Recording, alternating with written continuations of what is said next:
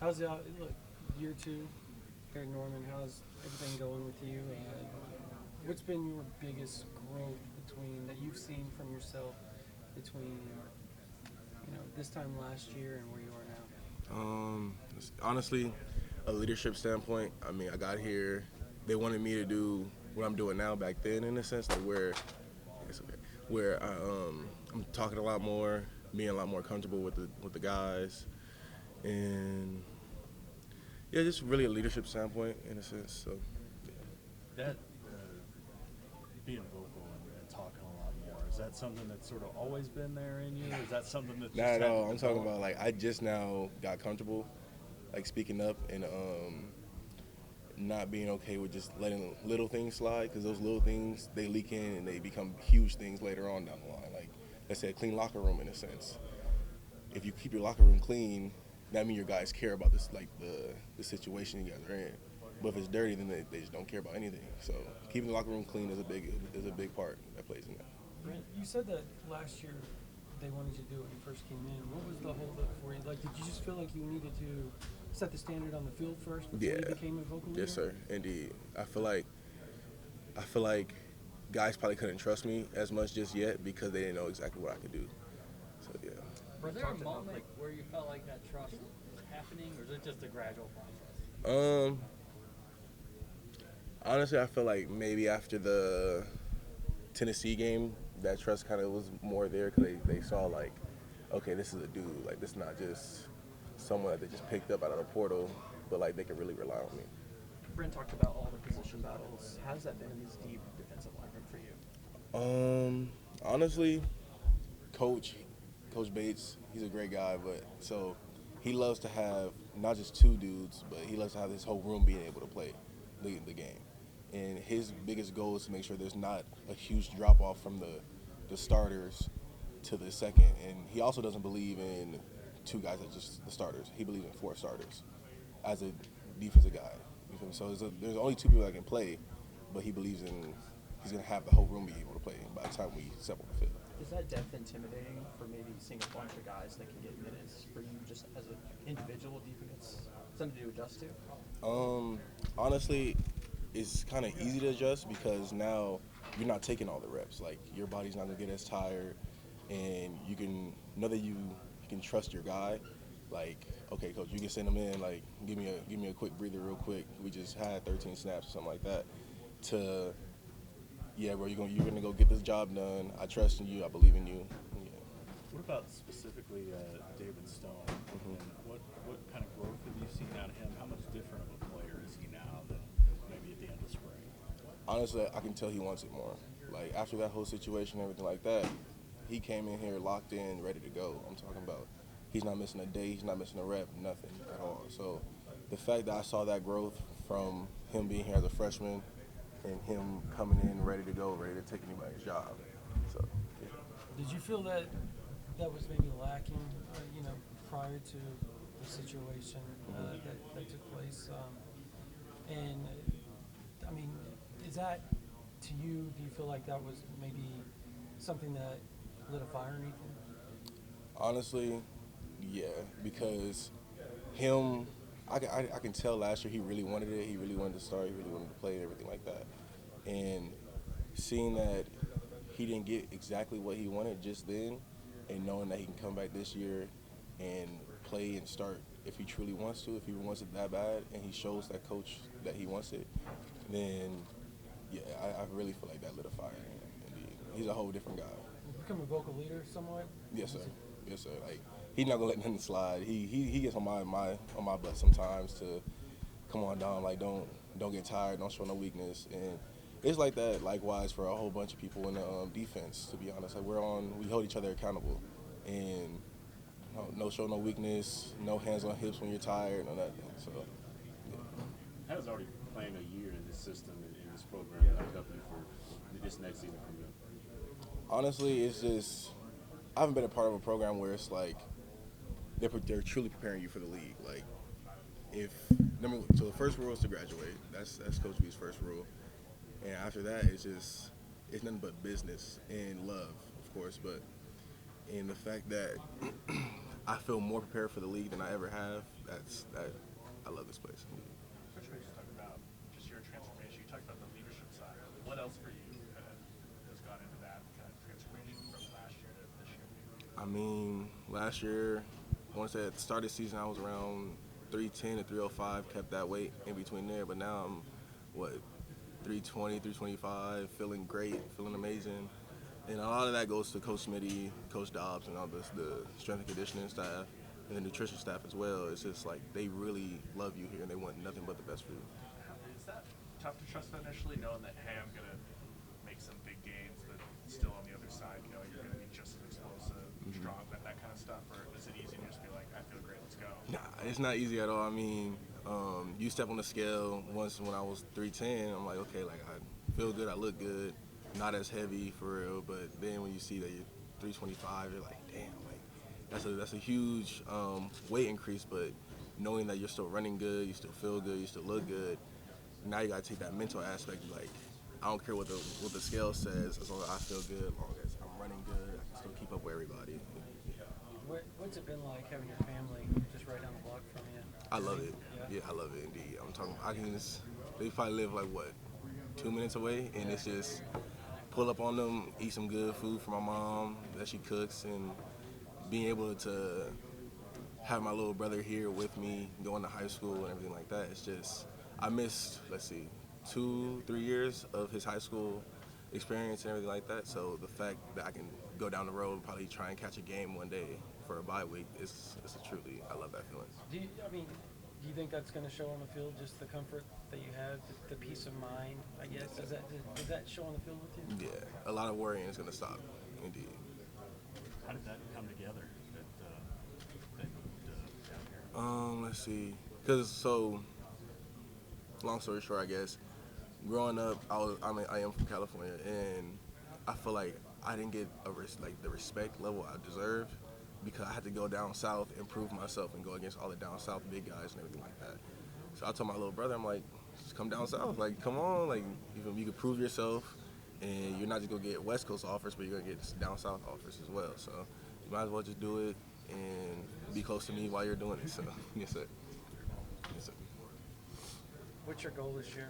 Like, I know last year you came in, you said you wanted to, up your sacks, and that didn't happen, but you still had a really, really good year, obviously. But what is your overall goal, and does the sacks matter to you as much as they once did, or is it more you just want to put good film out there for the league and move forward?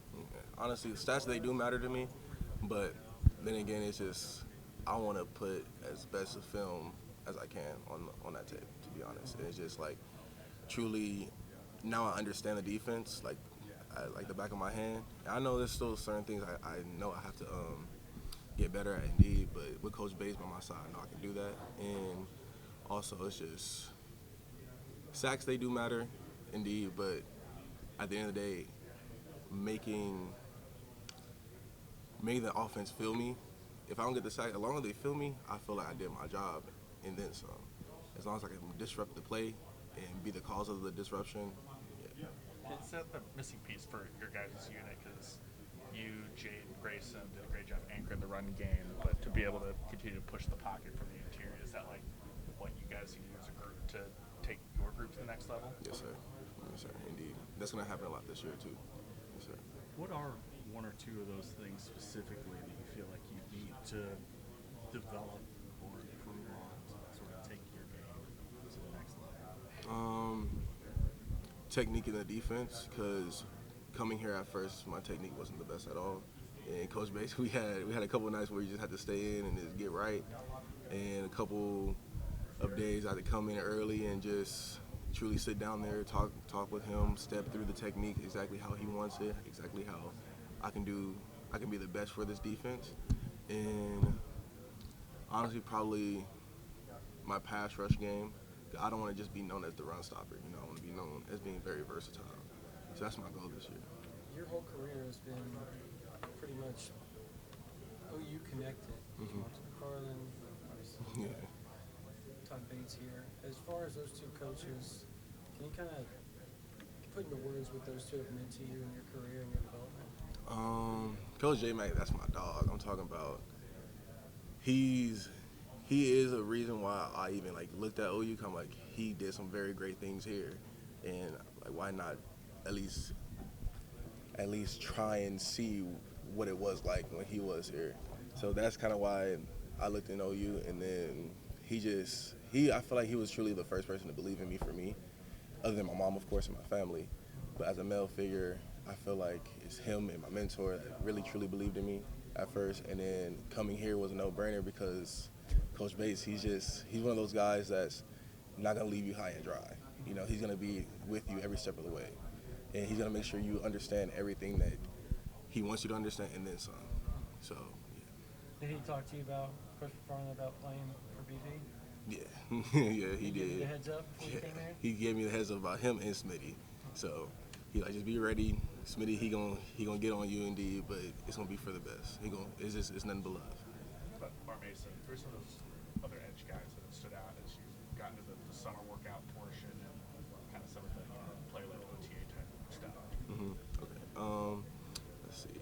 R. Mason, T. Wine, Marv, and PJ. They're something to be proud of indeed. Like I feel like it's gonna be a lot easier for me to feel comfortable just knowing that they're gonna get at the quarterback every time. Every time they get, every chance they get, they're gonna get after the quarterback. How much easier does that make it for you? Just as far as like what they do getting after the quarterback, as far as like maybe having to double team our Mason or they have to chip block him, right? Yeah. That's gonna make it one-on-one for you, right? Yeah, indeed. So that's gonna make it a lot easier for me because not just playing wise, but on a mental standpoint, knowing that me and R. Mace on the same side, they're probably gonna double team R. Mace in a sense, or something of the sort, or chip him. And I feel like it's gonna free up time for me and being able to have an opportunity to get back there a little quicker. Talk about Wine. What about him has really allowed the light bulb to come on? Because that's a guy that you guys were raving about all the way back in spring ball. Honestly, I feel like he flipped some type of switch. I don't know exactly what it is, but he's coming together as a leader. Yeah, I know a lot of people think that you have to be a starter to be a leader, but that's not the case at all. He's finding his voice. He lit that fire inside his heart, and he really wants to get after it. And honestly, it looked like he gained nothing but pure muscle. Like, he looks like a real, true DN and not possibly a tight end or some other thing like that. But I feel like this year is going to be his year as well. Do you guys have the best defensive line in the conference, you think? Wholeheartedly, I can't believe that, yes, sir. And what is it that makes you guys so dangerous? It's that connection between us, to be honest. Like, I know we're good physically, but on a mental standpoint, on a bonding standpoint, like, I feel like nothing can undo our bond at all. And bond played a huge part in this. And how big is that, being able to win at the line of scrimmage? Big indeed. Yes. Dom, your coaches, Brent, and your teammates at SEC Media Days, and anytime they've had a chance to talk, they've talked about how you have been so bought in and the strides that you've made this summer. Do you see that in yourself? Do you feel like you've had a great summer? Yes, sir. Yes, sir. I know I want to have an even better summer, but I mean, a lot of that has to do with a mental standpoint as well, and being able to talk to my mom a lot about it, because she always tells me, like, go in the mirror, give yourself a couple positive things to say real quick, and then get on with your day. Don't leave the house without looking at yourself in the mirror and telling you, like, you're gonna be the guy. So a lot of that, honestly, words of affirmation is a huge part in believing in yourself and becoming a leader. So, have you ever played at 320 before? Is this the heaviest you've been? I played at 320 at TCU in the past a couple of times, and I felt great then, but I feel even better now, knowing that I played there at 320. I played at 305. I played at 310 a couple times, and it's just, I feel better at 320.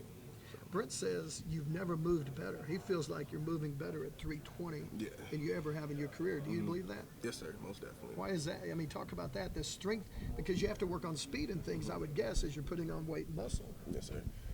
Honestly, a lot of that goes to the strength conditioning staff, because them saying, like, okay, we believe that you can be the best at 320, and they put that in my mind first. I wanted to get down back to 305, 310 again, but they pushed me to be 320. They truly believed in me that I can play at 320 and be great at 320, and then like them helping me stretch and getting me right with change of direction and speed and technique and everything like that.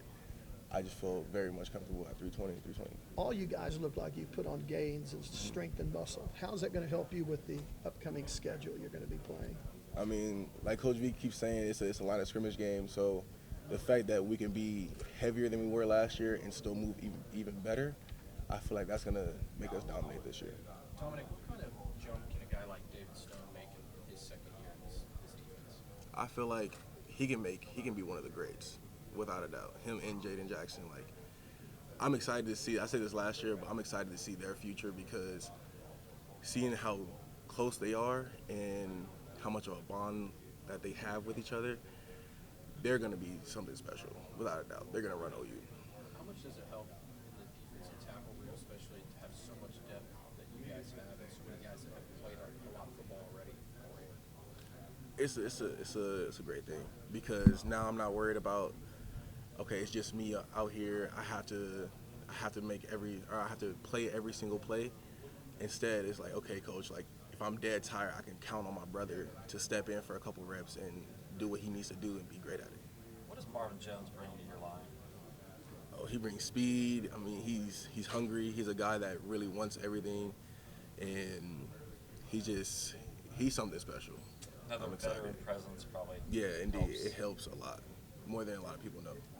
What have you noticed from Danny Okoye this offseason? Like, have you seen, or even through the spring, was there anything that stood out about him? Honestly, he's athletic as heck. I'm talking about he's over here doing backflips in the locker room sometimes. He's very, very, very athletic. And honestly, I wouldn't even call him just a DN. I feel like he can truly be an athlete all around the defense and or the offense, to be honest. He's very versatile and he's very smart. And I'm just excited for his future as well. Do you expect him to play quite a bit this year? Almost definitely. Yes, sir. And what about PJ? Like, PJ, has he? Do you think the light bulbs come on there a little bit with him? yes. I feel like around the whole team, that bond and that connection, that light bulb, like that switch, that season last year was not us at all. And I feel like we're going to be able to make that change and prove everybody that we made that change. So PJ, he's a guy that's hungry. His get off is insane, and I'm just excited for him. From a defensive perspective, how much did John Mateer, the bond that you all have created, his personality, how much did that play into it? He's a great guy. I'm talking about he's not just chilling with the offense. He'll come over with the defense and just make sure that all of us are good, make us laugh a couple times. And it's just seeing that a quarterback doesn't just love the offense but loves his defense and know that he can count on us and rely on us, it makes me happy. Did you learn anything new about him during the summer away from the field? I know you guys went through spring, but He's very competitive. He doesn't like to lose whatsoever. Like, we went bowling as a team, and I'm talking about he's probably one of the most competitive guys I've seen. is he good? Oh, yeah, he is, indeed. The bumpers? Nah, no bumpers. No bumpers. Is the stories about him in the weight room just the extra stuff, and y'all hovering around him, like after maybe a hard day's work, where are those real, or is that really him, or you think is it show, or? Oh no, I feel like that's really who he is, because he's usually the last person to leave, the first person in, and he wants it. I feel like he wants to prove a lot of people wrong, and coming in off a 6 and 7 season at OU, I feel like he took that to heart, and now he feels like that's part of him, and I mean, he ready to go. Is his competitive nature kind of contagious throughout the Most definitely, locker? without a doubt. Is Brent, the defensive coordinator, different than Brent, the coach? Honestly, not really in a sense, because no matter what, Coach V, he's not going to change. Like, he's the same guy every day. I'm talking about there is a different him on the field and a different him off the field, but as soon as you step on that field, he switched that flip, and he's ready to go.